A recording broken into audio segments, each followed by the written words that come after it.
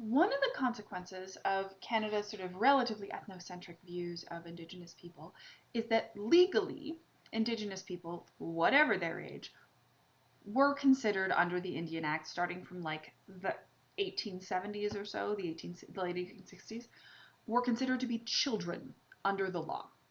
And that is sort of an idea because that comes about because their entire culture is presumed to be immature. Okay, and that means that Indigenous people are not allowed to make many of the decisions that we consider adults to be able to make in our society on a regular basis. So we talked about, for example, the ability to leave the reservation without a permit, right? That's a conversation about freedom of movement, right? No European adult would accept that kind of restriction on their ability to decide where they want to go and what they want to do with their lives. But they also can't do a number of other things that they're sort of considered to be important. One of which that sort of challenges the idea about one of the which is created to that idea about how homes are owned on reserves, is that they're not able to sign contracts, right? If you're 15 and you sign a contract saying one of the reasons that you cannot rent an apartment, for example, most of the time when you are 15, is that if you are 15 and you sign a contract saying you promise to pay rent, that contract is deemed unenforceable because you're 15 and you're not considered to have the mental capacity to sign that contract. Indigenous people as a group under Canadian law were for a very long time treated as that in that same sort of way. And one of the important things that sort of comes out of this, and we'll sort of talk about this a little bit, is that one of the other things that you cannot do as an Indigenous person is vote. Because you're considered to be a child, and we don't allow 10-year-olds to vote, so we didn't allow Indigenous people to vote as well either. And this sort of creates some really interesting, sort of very long tails of this sort of policy. Because if you think about the way that electoral politics work, democratically elected leaders care about the people who can vote for them, which means that for a really long time, Indigenous issues are largely ignored in sort of our broader Canadian context overall. Um, what this is not to say that no Indigenous people could vote, okay? There is a process. It's called enfranchisement.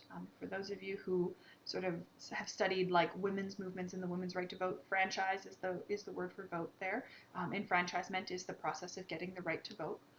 And in order to be able to do that, in order to be able to vote, to own property off the reserve, you had to essentially disavow your Aboriginal heritage. So you had to essentially disconnect yourself from your Indigenous identity and your Indigenous way of life. So the way that the system worked for a really long time is that you could essentially either have rights under treaty, right? So you could have the benefits accorded to you by Treaty 6, or you could have the rights accorded to citizens of Canada in terms of the ability to own property and the ability to vote. You can't have both.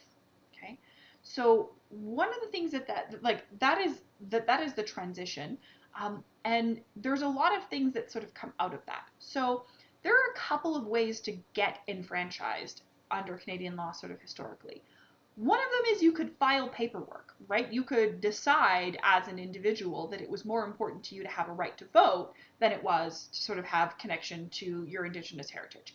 You could file paperwork and basically tell the government that you're giving up whatever rights you have under treaty and you really want to be able to vote and own property off reserve. That's fine. You can do that. Very few people did, partially because of the consequences of being enfranchised, which means you can't live on reserve. And that's kind of important because in an environment like the 1870s, that also means you can't live near any of your family members. You can't live near your parents, your siblings, your cousins, all of the people you grew up with, because they all live on the reserve and you can't live on the reserve if you are enfranchised. So there's that sort of challenge. But there are also ways that it is entirely possible for Indigenous people to be enfranchised automatically. So there are things that an Indigenous person could do that the government sort of said, oh, if you've done that, then you are de facto enfranchised. And one of them is to graduate from university. So if you've ever sort of looked at the numbers, that you could definitely dig into this in your sort of post, but if you've ever looked at the numbers, one of the things that you'll see is that Indigenous Canadians are a lot less likely to have university degrees than non-Indigenous Canadians, and that is one of the reasons. That sort of idea about a sort of a culture that sort of made getting a university degree not, and I don't know about anyone else, but I know this is certainly my experience, not something that your parents simply talk about as when you go to university, you're going to need this from the time that you're 2, right? That helps get you through the difficult parts of university when you're like, oh, this is what I've been told I'm going to do my entire life. Without that, that sort of process of getting a university degree is a little bit more difficult in that sort of conversation. Okay. Um, there are basically you need to understand that this process of enfranchisement is really, really, really, really important all the way until 1960. So the right for Indigenous people to vote without having to lose every connection with their community does not exist until 1960. For those of you who are keeping track, women get the right to vote in 1917, and Asian Canadians have wartime restrictions on their ability to vote. And like they were like, we're literally talking about Japanese Canadians who were considered to be so much of a threat to Canada's security that they were literally interned, got the right to vote back in 1949. So this sort of process for Indigenous people getting the right to vote is really, really, really, really long. It doesn't happen until 1960. So that sort of creates an interesting thing. So we can talk about a lot of other things, but we will get to that in another video.